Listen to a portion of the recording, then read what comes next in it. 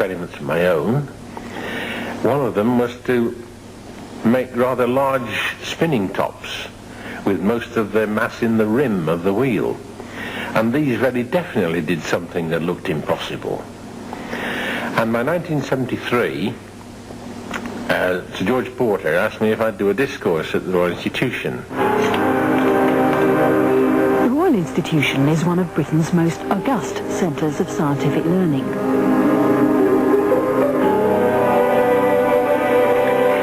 It has a long tradition of inviting some of the nation's leading scientists to give a discourse about their work. The great scientist Faraday himself had been a frequent lecturer, but such was Laithwaite's standing that he too had been asked more than once to follow in his footsteps and address the cream of Britain's scientific establishment. I've given a number of discourses. Laithwaite decided to discuss his new research on gyroscopes. I was very excited about it because I knew I had something to show them that was startling. And I did it rather in the spirit of, come and look what I've discovered, come and share this with me. My closest friend. And it was only afterwards I realised that nobody wanted to share it with me. Well, tonight one of the... His mistake was to appear to challenge the very foundations of science, even Newton himself. A gyroscope is a curious device in which conventional physics seems to go out of the window. Now, first of all, we spin up the wheel, and it's then what I call live, as opposed to when it's not spinning, dead. So what I'm going to do is to hang this large weight on, and then as it's rotating, hang on the weight, it precesses, it has angular momentum about the vertical, we catch the weight next time round, hop, and the angular momentum just simply disappears, it seems to evaporate. It makes you question the validity of Newton's third law. Action and reaction are equal and opposite. And this is another experiment that appears to defy conventional physics.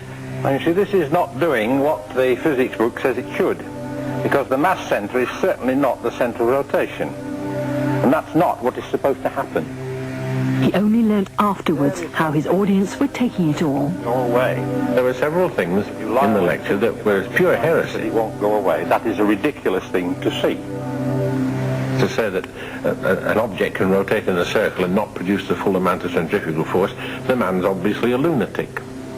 And the second thing was lifting the big wheel. How do you manage to lift a 50-pound wheel with one hand? There is no way I can pick that up with one hand, not above there. I'm not a strong man, I don't into weight training. But when it's spinning, it's another matter.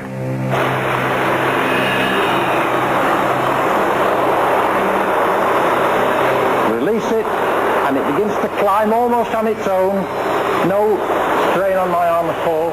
There must be some trick. It was what people said.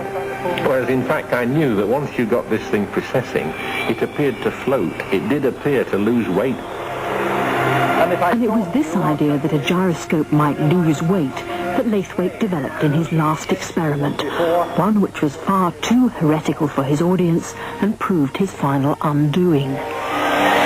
So if the big wheel lost weight, the question is, will these little wheels lose weight when they're turned round and made to precess upward, just like the big wheel? Let's try.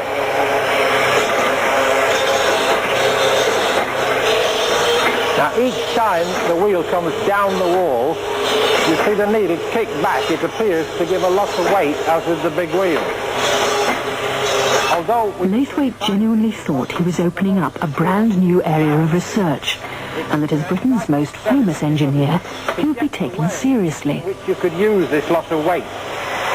This is certainly the most exciting experiment. I was simply trying to tell them that, look, here's something very unusual that's worth investigating. I hope I've got sufficient reputation in electrical engineering not to be written off as a crank. So when I tell you this, I hope you'll listen. But they didn't want to. I don't think we've hardly begun. After the RI lecture, all hell let loose, and primarily as a result, first of all, of an article in the New Scientist, which was followed by articles in the daily press, with headlines such as "Laithwaite defies Newton." And the press is always excited by the possibility of an anti-gravity machine because of spaceships and science fiction. And the minute you say you can make something rise against gravity, then you've made an anti-gravity machine. and then the floodgates are unleashed on you, especially from the establishment. You've now brought the science into disrepute, or you're apparently trying to, because you've done something which is against the run of the tide.